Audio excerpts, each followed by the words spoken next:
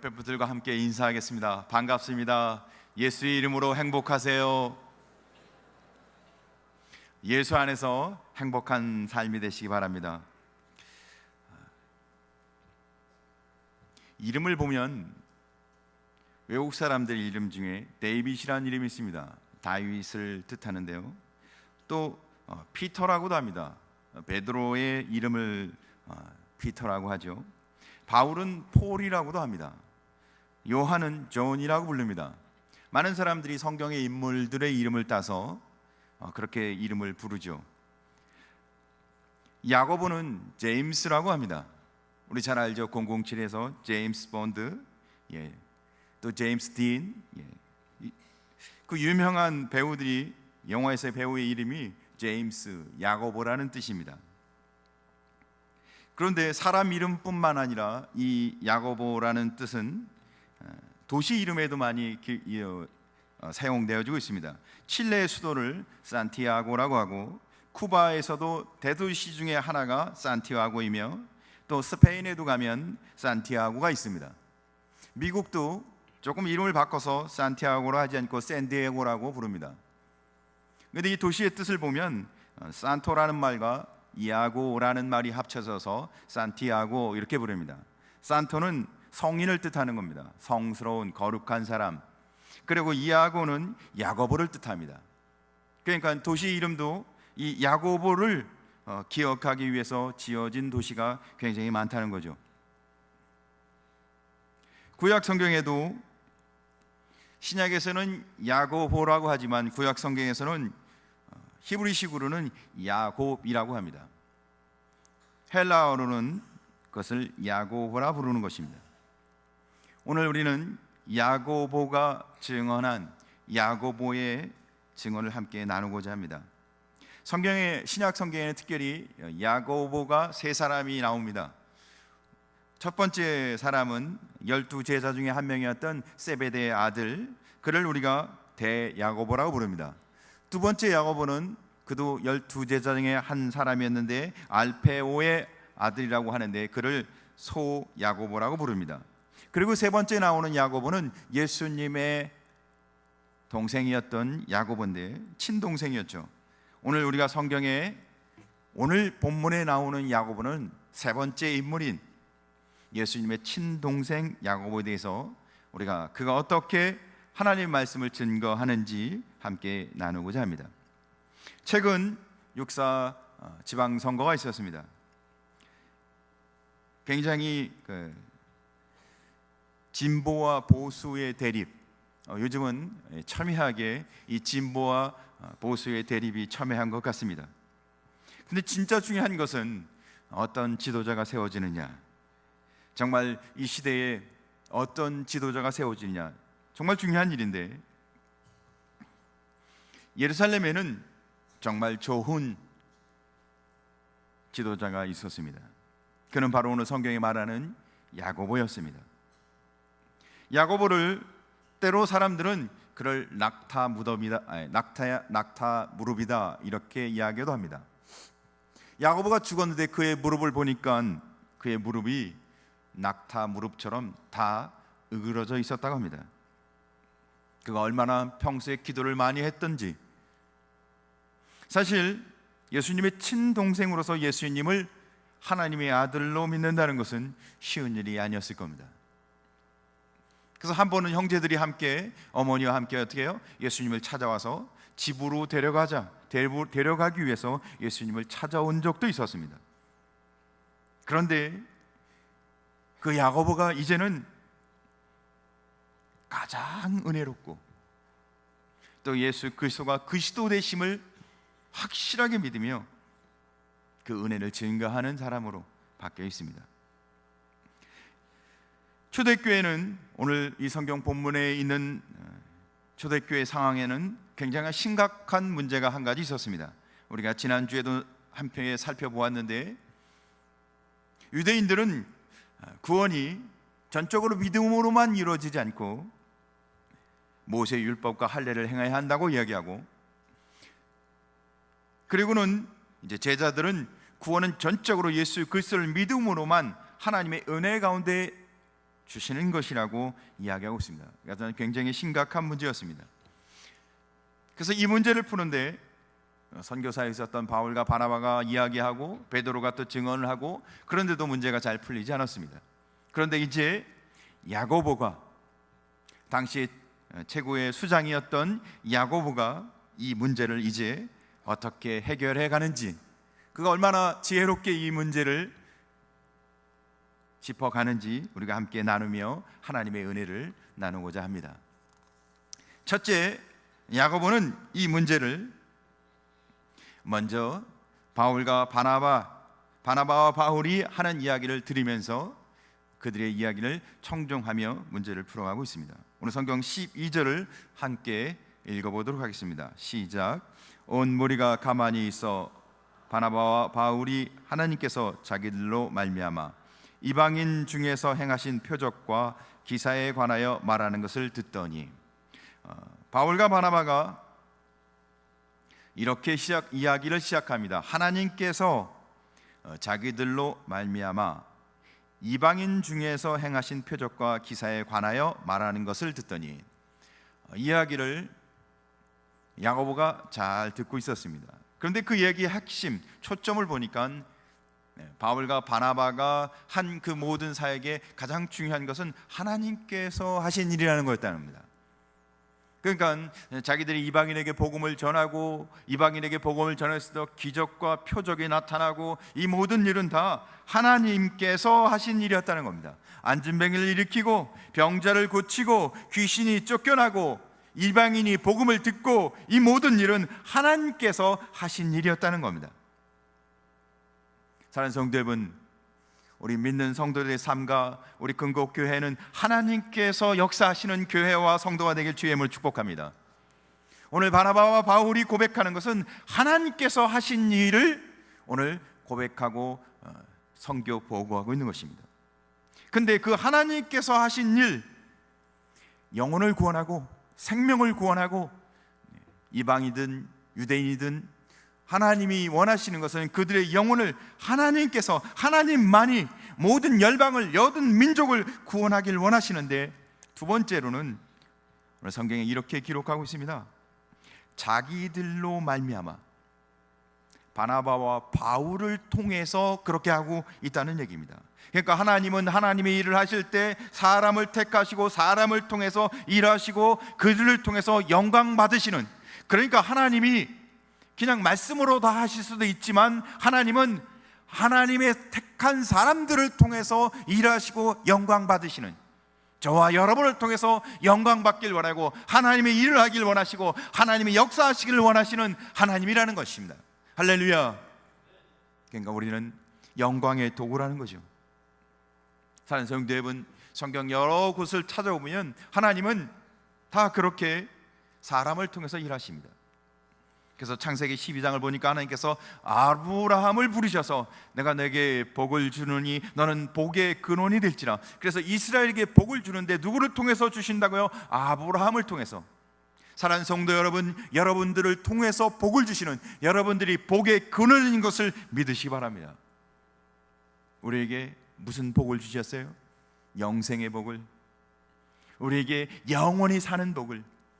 그런데 그 복 주신 것을 우리를 통해서 하나님은 계속해서 복을 나눠주길 원하신다는 겁니다. 바로 우리가 복의 근원이라는 거예요.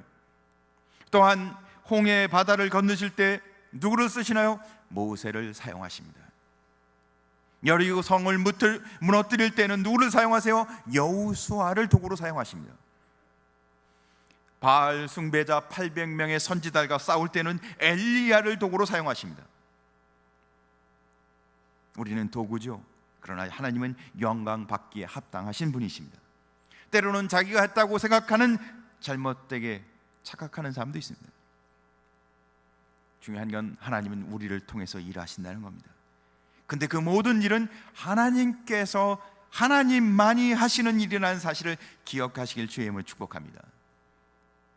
그러니까 이방인을 구원하는 것도, 오늘 성경의 중요한 초점은 이방인을 구원하신 것도 하나님께서, 하나님만이 하셨던 일이라고 오늘 바나바와 바울이 증언하고 있는 것입니다. 이방인 구원에도 하나님의 뜻, 하나님이 일하심이라는 거죠. 두 번째로 야고보는 베드로의 경험, 베드로의 증언을 또 충분히 듣고 있습니다. 오늘 성경 14절을 한번 보겠습니다. 14절을 한번 같이 읽어보겠습니다. 시작. 하나님이 처음으로 이방인 중에서 자기 이름을 위할 백성을 취하시려고 그들을 돌보신 것을 시므온이 말하였으니, 베드로를 말하지 않고 시므온을 이야기합니다. 사실은 베드로는 유대인 앞에서, 지금 대부분의 유대인 앞에서 이야기를 하고 있기 때문에 베드로라고 하지 않고 베드로의 유대식 표현으로 시므온이라고 이야기하고 있는 것입니다. 그러니까 시므온이, 베드로가 하나님이 처음으로 이방인 중에서 자기 이름을 위해 백성을 취하시라고 처음으로 취한 사람 누구였어요? 고넬료 가정이었죠. 그 고넬료 가정을 하나님께서 구원하셨던, 그러나 고넬료 가정은 하나님이 누군지도 잘 모르고 율법에 대해서도 잘 아는 바가 없었는데 불구하고 어떻게 해요? 하나님이 베드로를 통해서 하나님께서 친히 어떻게 해요? 그 가정을 구원하십니다. 그러니까 베드로가 그 가정을 구원하실 때 오늘 성경을 보니까 어떻게 해요? 그 가정을 구원은 이방인 중에서 그들을 구원하신 것으로 인하여 자기 이름을 위할 백성을 취하시려고. 이제 예전에 유대인들은 백성 그러면 이걸 히라버로는 보통 라오스라고 하는데 그것은 이스라엘 사람만 이야기하는 것이었습니다. 그러니까 유대인에게 있어서 백성, 그것은 유대인, 이스라엘 사람만 백성이었던 겁니다. 그래서 선민이죠. 나머지는 다 사람이 아니라 개예요. 개처럼 여겼으니까. 그런데 오늘 성경 본문에서 나오는 이 백성은 이제 유대인만 뜻하는 것이 아니라 유대인이나 이방인이나 모든 민족, 모든 열방을 구원하기 위해서 하나님께서 이제는 어떻게 해요? 이방인 중에서 이 놀라운 일들을 행하셨다는 겁니다. 누가요? 하나님이. 그리고는 그들을 돌보실 것을 시므온이 말하였으니, 여기서 돌보신다는 뜻은 에피스케토마이라고, 에피스케토마이, 좀 긴데 이게 우리를 방문하신다, 돌보신다는 의미가 있지만 우리를 방문하신다, 그러니까 우리를 직접 찾아오셨다. 그러니까 하나님이 이방인을 구원하기 위해서 직접 찾아오셨다. 사랑하는 성도 여러분, 하나님이 한 사람을 구원하기 위해서, 한 영혼을 구원하기 위해서 직접 찾아오셨다는 겁니다. 그러니까 이방인, 유대인들은 개처럼 여기고 구원받지 못할 거라고 생각한 그 한 사람을 향해서 하나님이 직접 찾아오셔서 그를 구원하시고 그를 하나님 백성으로 삼으셨다는 겁니다. 그렇다면 누가 이 일을 잘못된 일이라고 이의 제기를 할 수 있겠습니까? 그런데 유대인들은 이방인을 구원하는 문제에 있어서 자꾸 이 제기를 하고 있다는 거예요. 문제를 자꾸 하나님이 하셨고 하나님이 직접 찾아서 오셔서 하신 일이라고 이야기하는데도 불구하고 그들이 이 제기를 하고 있다는 겁니다. 사랑하는 성도 여러분, 우리 한 사람 한 사람이 구원받은 것은, 오늘 이 자리에 우리가 이렇게 예배하고 있는 것은 하나님이 우리에게 직접 찾아오셔서 우리를 하나님의 자녀로 삼아주신 줄 믿으시기 바랍니다. 우리가 얼마나 복된 자이며 얼마나 하나님 앞에 존귀한 자인 것을 깨달으시길 주님의 이름으로 축복합니다. 세 번째, 야고보는 구약의 예언을 통해서 증언하고 있습니다. 오늘 성경 16절 17절을 한번 같이 읽어보겠습니다. 시작. 이후에 내가 돌아와서 다윗의 무너진 장막을 다시 지으며 또 그 허물어진 것을 다시 지어 일으키리니 이는 그 남은 사람들과 내 이름으로 일컬음을 받은 모든 이방인들로 주를 찾게 하려 함이라 하셨으니. 이 성경 구절은 인용한 부분입니다. 구약에 70인 성경이 있는데 70인 성경에 있는 부분을 인용했습니다. 특별히 아모스 9장 11절과 12절 말씀인데, 이 말씀의 요약을 해보면 다음과 같습니다. 무너진 다윗의 장막, 그러니까 무너진 다윗의 장막이 이제 하나님이 다시 일으켜 세우시는데, 예수 그리스도가 이 땅에 오심으로 그 다윗의 혈통을 이제는 하나님의 왕국으로 예수 그리스도를 통해서 회복하실 것을, 근데 그렇게 회복하시는 것은 유대인뿐만 아니라 이방인까지도 다 주를 찾고 주를 믿음으로 구원받게 하시기 위한 것이라고. 사랑하는 성도 여러분, 그러니까 이방인을 구원하고자 하는 것은 오늘 이렇게 이야기하는 겁니다. 바나바와 바울이 선교하면서도 하나님이 이방인을 구원하시는 것을 실질적으로 하셨다는 것이고, 베드로를 통해서도 이미 하나님이 이방인 구원을 이미 직접 찾아가셔서 고넬료 가정, 이방인 가정을 구원하셨다는 것이고, 구약의 예언에도 구약 말씀을 통해서도 이방인을 구원하는데 이미 말씀의 예언대로 다 그렇게 기록되어 있다고 설명하고 이야기하고 있는 것입니다. 그런데 어떻게 그렇게 이야기하고 있다는 거예요? 구원은 주의 이름을 부르는 자마다 구원을 얻으리라. 그러니까 믿음으로만 구원받을 수 있다는 겁니다. 사람이 아무리 피를 흘려도 구원받지 못합니다. 아무리 땀을 많이 흘려도 구원받지 못합니다. 눈물을 많이 흘려도 구원받을 수 없어요. 오직 마음으로 믿어 의에 이르고 입으로 시인하여 구원에 이르느니라. 할렐루야. 오늘 야고보가 왜 이 이야기를 세 가지의 증언을 통해서 얘기했을까요? 구원받는 것은 사람에게 있지 않고 그의 행위에 있지 않고 그가 뭘 했는지, 그가 어떤 삶을 살았는지에 있는 게 아니라 하나님의 은혜에 있다는 겁니다. 사랑하는 성도 여러분, 우리는 그 하나님의 은혜 가운데 구원받은 하나님의 백성인 것을 믿으시기 바랍니다. 예루살렘 교회는 이 문제가 굉장히 심각했어요. 왜? 한쪽에서는 이방인을 구원하는 데 있어서는 하나님의 은혜만으로는 안 된다고, 믿음으로만은 안 된다고, 예수 그리스도 믿는 것만으로는 안 된다고. 사랑하는 성도 여러분, 우리가 오늘 이 자리에서 예배하고 있는 것은 믿음으로만 구원받은 은혜를 갖고 있기에 예배하고 찬송하는 줄 믿으시기 바랍니다. 그러나 야고보는 거기에서 끝이지 않고 네 번째로 야고보가 이방인들에게 꼭 지켜야 할 것을 권면하고 있습니다. 왜냐하면 구원받은 자는 삶이 달라져야 하기 때문입니다. 구원받는 데는 믿음으로만 하나님이 전적인 은혜로, 하나님이 전적인 은혜 가운데 이루어지지만 구원받은 자의 삶은 이제 바뀌어야 할 것을 이야기하고 있습니다. 그래서 유대인들이 구원받기 위해서 이방인들이, 구원받은 그 이방인 그리스도인들이 할례를 행하고 율법을 행할 것을 강조했지만, 야고보는 오늘 성경 19절에 보니까 이렇게 말합니다. 그러므로 내 의견에는 이방인 중에서 하나님께로 돌아오는 자들을 괴롭게 하지 말고. 그래요, 이방일지라도 아직까지 그들이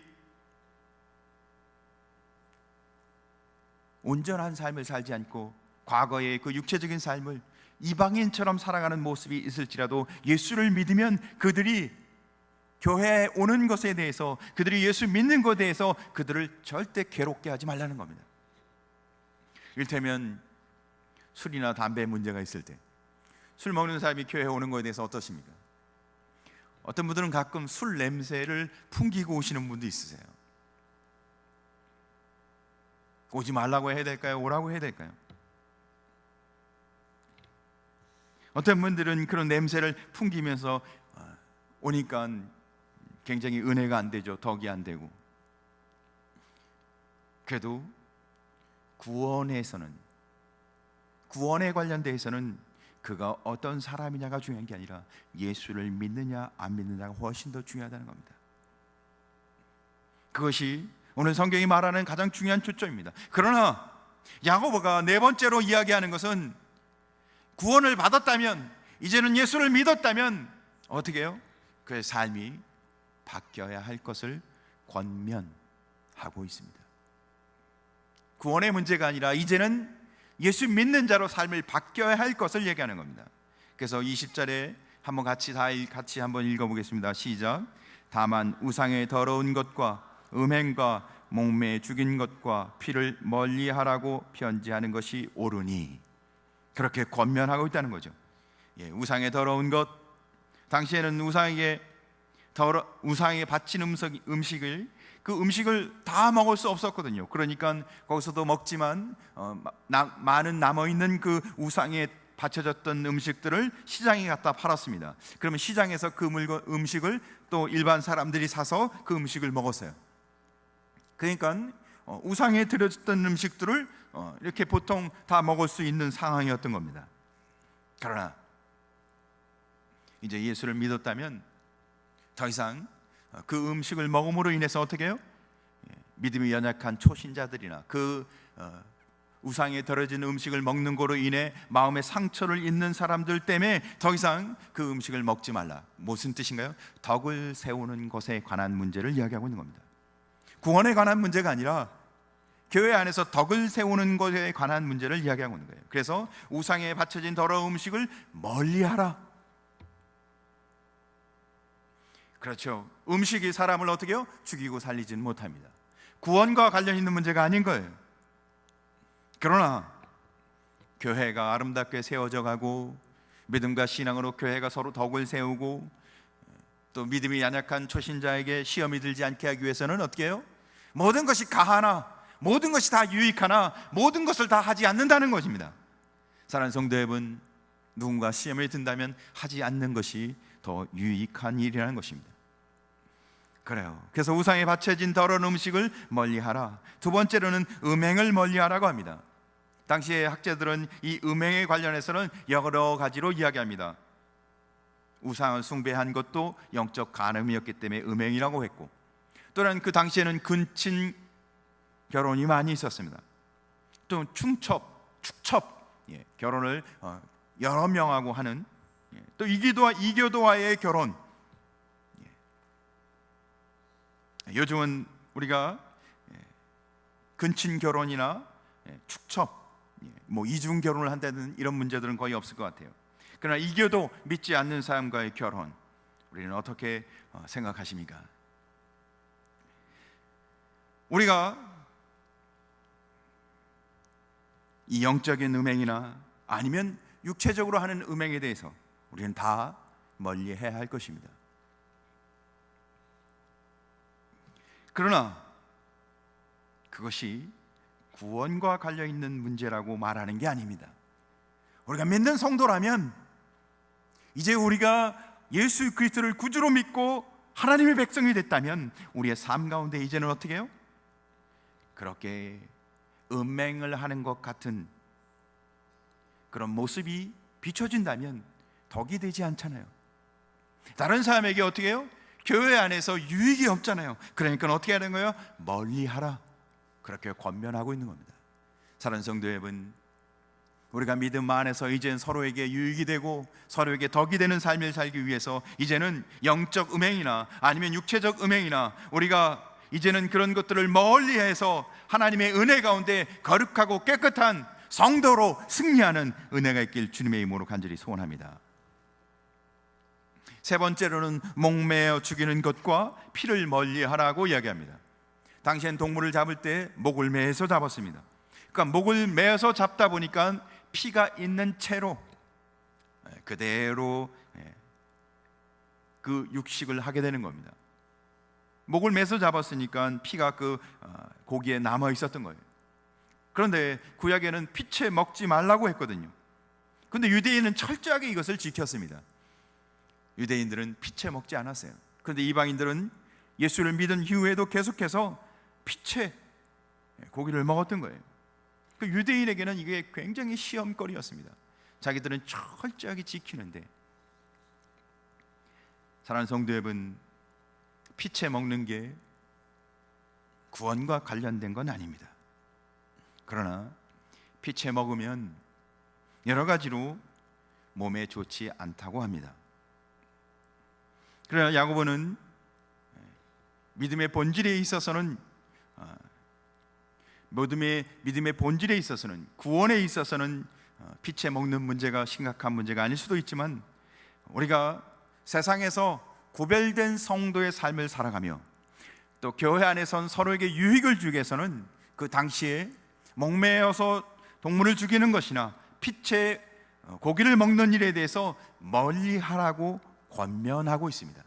사랑하는 성도 여러분, 오늘 야고보가 중요한 두 가지를 이야기하고 있습니다. 첫째는 하나님의 은혜로 우리를 구원하셨다는 겁니다. 바나바와 바울을 통해서, 베드로를 통해서, 또 구약 성경을 통해서 이야기합니다. 그렇다면 우리가 은혜 받은 하나님의 그 놀라운 은혜 가운데 구원받은 성도로서 우리는 우리의 삶 가운데 이제는 서로를 유익하게 하고 서로의 덕이 되는 삶이 사도록 믿음의 삶을, 신앙의 삶을 살기 위해서 우리가 때로는 멀리해야 할 것을 멀리하고, 우리가 다 할 수는 있지만, 우리가 모든 것을 다 하도록 하나님이 가하게 하셨지만, 우리에게 모든 자유를 주셨지만, 형제가, 성도가 시험이 들고 그 일로 인해 아파한다면 우리는 하지 않는 것이 유익하다고 성경은 야고보를 통해서 말씀하고 있습니다. 사랑하는 성도 여러분, 우리는 하나님의 은혜를 기억하며 믿는 자로 승리하시길 주의 이름으로 축복합니다. 우리의 삶이 더 거룩하고 성결한 삶으로 구별되어지길 간절히 소원합니다. 그런데 그 삶을 통해서 어떻게 해요? 교회가 더 아름답게 하나 되고, 교회가 복음을 빛내고 예수 그리스도의 그 은혜와 하나님이 우리에게 주신 그 은혜를 더 확실하게 증거할 수 있는 교회의 아름다운 결정이 된다는 것입니다. 오늘 예루살렘 교회가 야고보의 이 결정을 따라 이제는 예루살렘 공의회, 제1차 공의회의 그 결정을 통해서 교회가 새롭게 세워지는 것입니다. 사랑하는 성도 여러분, 은혜를 바로 알고 성도가 어떻게 살아야 할지를 분명하게 고백할 때 교회는 아름답게 세워진다는 것입니다. 사랑하는 성도 여러분, 우리는 은혜로 구원받은 그 복된 은혜를 날마다 찬송하며 주님 앞에 나가길 간절히 소원합니다. 그렇다면 우리가 그 은혜 받은 은혜대로 이제는 거룩하고 다른 사람에게 시험이 들지 않는, 내가 깨끗하고 거룩한 삶을 유지하는 성도 되시길 주의 이름으로 축복합니다.